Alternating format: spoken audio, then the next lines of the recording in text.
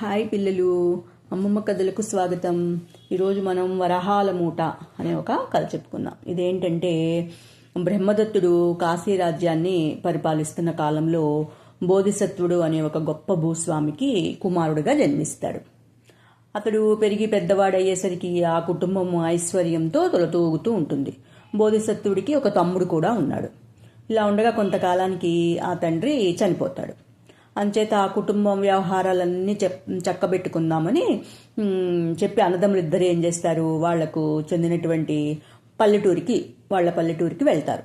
అక్కడ ధాన్యము వగేరా అన్నీ వసూలు చేసుకుని వాటి ద్వారా వచ్చిన డబ్బుని ముట్టకట్టుకుని ఆ రైతుల దగ్గర తీసుకుని ఆ డబ్బంతా తీసుకుని మళ్ళీ వాళ్ళు కాశీ రాజ్యానికి బయలుదేరుతారు. దారిలో వాళ్ళు వస్తూ ఉన్నప్పుడు ఒక నదిని దాటవలసి ఉంటుందన్నమాట. ఈ పడవవాడు రావటానికి ఇంకా కొంత టైం ఉంది. అందుకని వాళ్ళు ఏం చేస్తారు, వాళ్ళతో పాటు తెచ్చుకున్న పలహారం అది తిని అక్కడే మంచినీళ్ళు తాగి పడుకోవటానికి ఏర్పాట్లు చేసుకుంటే ఈ బోధసత్వుడు ఏం చేస్తాడు, తను తినగా కొంచెము ఆహార పదార్థం మిగిల్చుకొని దాన్ని అక్కడ ఉన్న జంతువులకో లేకపోతే ఎవరికో ఒకరికి పెట్టడమో అతనికి అలవాటు అనమాట. అదే అలవాటు చొప్పున ఏం చేస్తాడు, ఆ మిగిలిన ఆహారాన్ని ఆ నదిలోకి విసిరేస్తాడు. ఆ నదిలోకి విసిరేసేటప్పటికి ఆ నదిలోనూ ఒక జలభూతం ఉంటుందన్నమాట. ఈ ఆహారాన్ని అది సంతోషంగా తింటుంది. ఈ ఆహారాన్ని తినేటప్పటికీ ఈ జలభూతానికి అతను ఎవరు నాకు ఆహారం వేశారు అవన్నీ జలభూతానికి తెలుస్తాయి అన్నమాట. తెలిసి ఏం చేస్తుంటుంది, ఇతను చక్కగా నాకు ఆహారం పెట్టాడు కాబట్టి ఇతనికి మనం తిరిగి ఏదైనా సహాయం చేయాలని ఆ జలభూతం అనుకొని ఆ నది ఒడ్డునే ఇతను పడుకొని ఉంటాడు కదా. ఎవరు, ఈ బోధిసత్వుడు వాళ్ళ తమ్ముడు ఇద్దరు భోజనం చేసేసి వాళ్ళిద్దరూ పడుకొని ఉంటారు. కానీ ఈ తమ్ముడికి మంచి బుద్ధి కాదనమాట. అతనేం అనుకుంటాడు, ఈ అన్న వద్ద ఉన్న ఆ వరహాలు అంటే ఆ డబ్బు మూటని ఎలాగైనా సరే మనమే దొంగిలించేసేసి మన స్వాధీనం చేసుకోవాలి, మనమే ఆ మొత్తం డబ్బంతా తీసేసుకోవాలని వాడికి ఒక దుర్బుద్ధి పుడుతుంది. తమ్ముడికి దుర్బుద్ధి పుట్టి ఏం చేస్తాడు, ఆ సొమ్ము కట్టిన ఆ మూట ఉంటుంది కదా, ఆ డబ్బంతా ఒక మూటలో కట్టి తెచ్చుకుంటారు కదా. వాళ్ళు ఏం చేస్తారు, ఈ తమ్ముడు ఏం చేస్తాడు, అటువంటి మూటని రాళ్ళు రప్పలతో కట్టేసేసి ఇంకొక మూట తయారు చేసి ఆ 2 మూటలు అన్నకి కనపడకుండా వాడే పట్టుకుని దాచుతాడనమాట. దాచి ఏం చేస్తాడు, ఈ పడవవాడు రాగానే ఈ బోధిసత్వుడు ఈ తమ్ముడు ఇద్దరూ కలిసి పడవెక్కుతారు. పడవ కరెక్ట్గా నది మధ్యకు వచ్చిన తర్వాత ఈ బోధిసత్వుడు తమ్ముడు ఏం చేస్తాడు, ఈ మూటల్లో ఒక దానిని నెమ్మదిగా ఆ నదిలోకి విడిచేస్తాడు, నదిలో పడేస్తాడనమాట. పడేసేసి ఏం చేస్తాడు, అయ్యో అన్నయ్య అదేంటి డబ్బులున్న మూట నదిలో పడిపోయింది గోలగోలగా అరుస్తాడు. అరిచేటప్పటికి ఈ బోధిసత్వుడు అంటాడు, పోతే పోయిందిరా, ఏం చేస్తామో, అది మన సొమ్ము కాదేమో, అందుకని అలా నీళ్ళపాలు అయిపోయింది, ఏం చేస్తాం ఇప్పుడు, ఇంకా దాని గురించి ఏం విచారించి లాభం ఏమిటి అని చెప్పి పాపం ఈ బోధిసత్వుడు తమ్ముడిని ఎంతో సముదాయిస్తాడు. ఈ బోధిసత్వుడికి ఏంటి, అంత పెద్ద డబ్బు మీద వ్యామోహం లేదనమాట. ఈ తమ్ముడికి డబ్బు మీద వ్యామోహం, అందుకని వాడు అటువంటి పని చేస్తాడు. ఈ బోధిసత్వుడు విసిరిన ఆహారం తింది కదా, జలభూతము, అది దానికి ఆ ఆహారం తినగానే దానికి ఒక దివ్య శక్తి లాంటిది వచ్చింది అనుకున్నాం కదా. ఇదేం చేస్తుంది, ఈ బోధిసత్వుడికి ఎలాగైనా సరే మనం మళ్ళీ తిరిగి సహాయం చేయాలి అని చెప్పి ఆత్రం కొద్దీ ఆ పడవతో పాటే అది కూడా పడవ చుట్టూ తిరుగుతూ ఉంటుంది అనమాట. పడవతో పాటే వెళ్తూ ఉంటుంది ఆ నీళ్ళల్లో. ఎప్పుడైతే ఈ మూట నీళ్ళల్లో పడిందో వెంటనే ఈ జలభూతం ఏం చేస్తుంది, ఈ డబ్బుతో ఉన్న మూటేను ఇది తమ్ముడు ఇలాగా దుష్టబుద్ధితో ఇలా పడేశాడు అని గ్రహించి వెంటనే ఏం చేస్తుంది, ఒక పెద్ద చేపని పురమాయించి ఆ మూటని మింగమని చెప్తుందనమాట.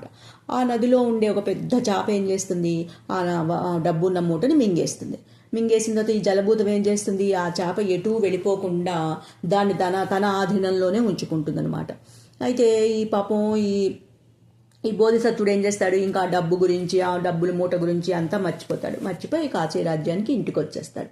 ఇంటికి వచ్చేసిన తర్వాత ఇంకా అసలు డబ్బు గురించి ఏం పట్టించుకోడు ఈ బోధిసత్వుడు. కానీ తమ్ముడు ఉంటాడు కదా, వీడికి వాడు ఏం చేస్తాడు, వాళ్ళ అన్న చూడకుండా వాడి దగ్గర ఉన్న ఆ మూట, ఇంకో మూట ఉంది కదా, రెండు మూటలు ఉన్నాయి కదా, ఒక మూటేమో నదిలో పడేశాడు, ఇంకో మూట వాడి దగ్గర ఉంది కదా, ఆ మూట ఓపెన్ చేసి చూసుకుంటాడు. చూసుకుంటే ఏముంది, ఆ మూటలో రాళ్ళు రప్పలు ఉంటాయి. వాడు కట్టిన మూటే అది. వాడు ఫస్ట్ టైం వాడు దొంగతనం చేస్తున్నాడు. ఆ ఆదుర్తాతో ఆ భయంతో ఏం చేస్తాడు, డబ్బులున్న మూటని నదిలో పడేస్తాడు. రాళ్ళు ఉన్న మూట వాడి దగ్గర ఉండిపోతుంది అనమాట. అందుకని ఇంకేం చేస్తాడు పాపం, ఏం చెప్పలేడు అన్నగారికి. అందుకని ఇంకా నోరు మూసుకొని, అయ్యో డబ్బులున్న మూట పడేసేనే, రాళ్ళున్న మూట మిగిలిపోయింది, అయ్యో ఎంత పొరపాటు అయిపోయింది అని చెప్పి వాడు బెంగ పెట్టుకుని ఆరోగ్యాన్ని పాడు చేసుకుని అలాగే మంచానికి అంటి పెట్టుకుని ఉండిపోతాడనమాట. అలా మనోవ్యధితో అయ్యో డబ్బులు పోయాయి అని వాడు మనోవ్యధితో అలాగా ఆరోగ్యం క్షీణిస్తూ ఉంటుందన్నమాట వాడికి. అదొక దీర్ఘవ్యాధిలాగా వాడికి మారిపోయి మంచం పట్టేస్తాడు. అయితే ఒకసారి ఏం చేస్తారు, ఈ జాలరి వాళ్ళు చేపల కోసం వలలు వేస్తారు కదా నదిలో. అలా నదిలో వల వేసినప్పుడు ఈ జలభూతం ఏం చేస్తుంది, కరెక్ట్గా ఈ మూట మింగిన చేప ఈ ఈ జాలర్లకి దొరికేటట్టు చేస్తుందన్నమాట. ఈ జాలర్లకి ఆ చేప దొరుకుతుంది.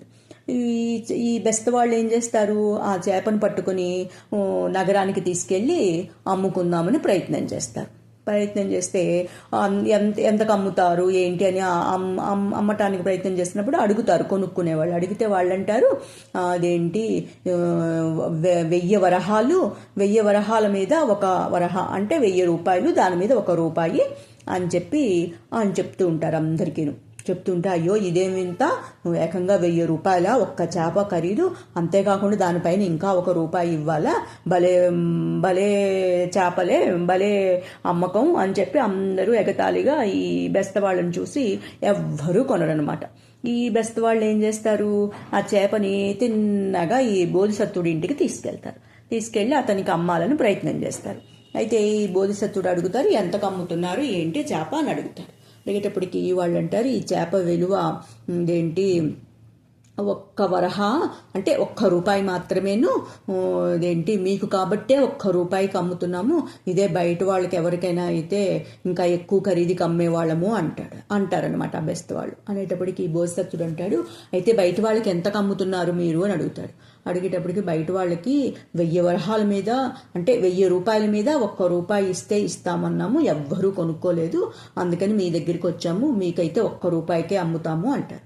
అనేటప్పటికి ఈ బోధిసత్వుడు ఏం చేస్తాడు, సరేలే అని చెప్పి 1 రూపాయి వాళ్ళకి ఇచ్చి ఆ చేపని కొనుక్కొని తనును తన భార్య ఇద్దరూ కలిసి ఆ చేపని కోస్తారనమాట. వండుకోవాలి, కూర వండుకోవాలని చెప్పి కోసేటప్పటికి ఏముంది, ఆ చేప పొట్టలోనూ డబ్బుల మూట ఉంది. ఆ డబ్బుల మూట చూసేటప్పటికి ఈ బోధిసత్వుడికి అంతా గుర్తుకొచ్చి తన భార్యతో అంటాడు, ఇది నేను మన పల్లెటూరు వెళ్ళి రైతుల నుంచి వసూలు చేసిన మన డబ్బేను, ఇది పొరపాటున నదిలో పడిపోయి ఉంటుంది, అది ఈ చేప మింగింది, ఈ బెస్తవాళ్ళకి దొరికింది ఆ చేప, వీళ్ళు నాకే అమ్మాలని చెప్పి వీళ్ళు ఇటువంటి బేరం పెట్టుకుని నా దాకా వచ్చారు, ఈ బెస్తవాళ్ళు సామాన్యులు కాదు, వీళ్ళకి ఏదో దివ్యజ్ఞానం కలిగి ఉంటారు వీళ్ళు, అందుకనే అందరికీనేమో 1000 రూపాయలు అని చెప్పి నాకు మటుకే 1 రూపాయి అని చెప్పి నాకు అమ్మారు, ఇది నాకే అమ్మాలని వాళ్ళు నిర్ణయించుకొని వచ్చారు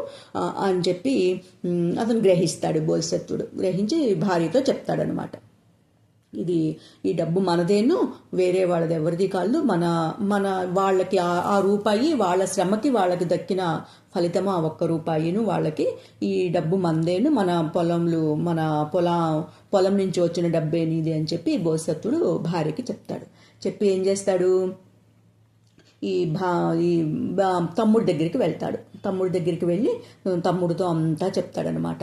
అంతా చెప్పి, ఒరే మన ఇంటికి ఇలాగా బెస్త వాళ్ళు వచ్చారు, బెస్త వాళ్ళు వచ్చి ఇదిగో ఇలాగా మూట పడిపోయింది అన్నావు కదా నదిలోను, అదిగో ఈ మూట మన డబ్బు మూట మనకి దొరికింది అని చెప్పి, ఈ బోసత్తుడికి డబ్బు మీద పెద్దగా ఆశ ఏమీ లేదు కదా, తమ్ముడికి ఇవ్వాలి, తమ్ముడికి సగమే ఇచ్చేస్తే సరిపోతుంది అని అనుకుంటాడు. కానీ జలభూతం ఉంటుంది కదా, ఈ ఈ బెస్త వాళ్ళని ఈ బోధిసత్వుడి దగ్గరికి తీసుకురావటంలో కూడా ఆ జలభూతం యొక్క ఇది ఉంటుందన్నమాట.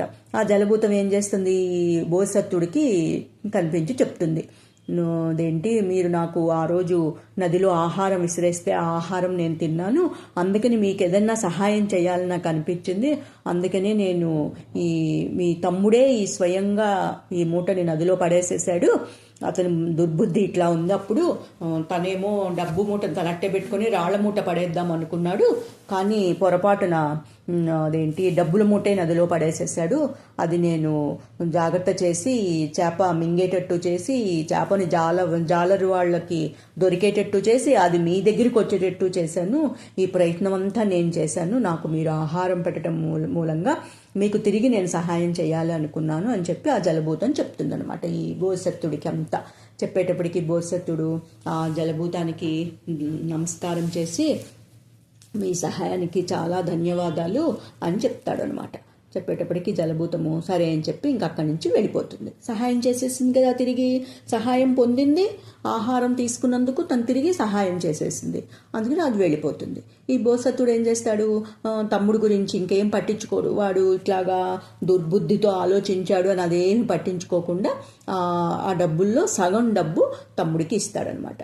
ఇచ్చి నువ్వు ఈ డబ్బుతో చక్కగా హ్యాపీగా ఏదైనా ఒక వ్యాపారం అది చేసుకో అని చెప్పి సగం డబ్బు తమ్ముడికి ఇస్తాడు. ఇచ్చి తనకి తమ్ముడి మీద ఉన్న ప్రేమని వ్యక్తపరుస్తాడనమాట. చూసారా, మనం ఎవరికైనా ఒక చిన్న సహాయం ఏదన్నా చేస్తే అది మంచి వాళ్ళకి సహాయం చేసామనుకోండి, వాళ్ళు తిరిగి మనకి ఏదైనా అవసరం వచ్చినప్పుడు, మనం ఏదైనా అపాయంలో ఉన్నప్పుడు తిరిగి వాళ్ళ ద్వారా లేకపోతే ఇంకెవరి ద్వారా అయినా మనకి తిరిగి సహాయం అందుతుందన్నమాట. సరేనా మరి, కథ కంచికి మనం ఇంటికి. Bye bye, good night.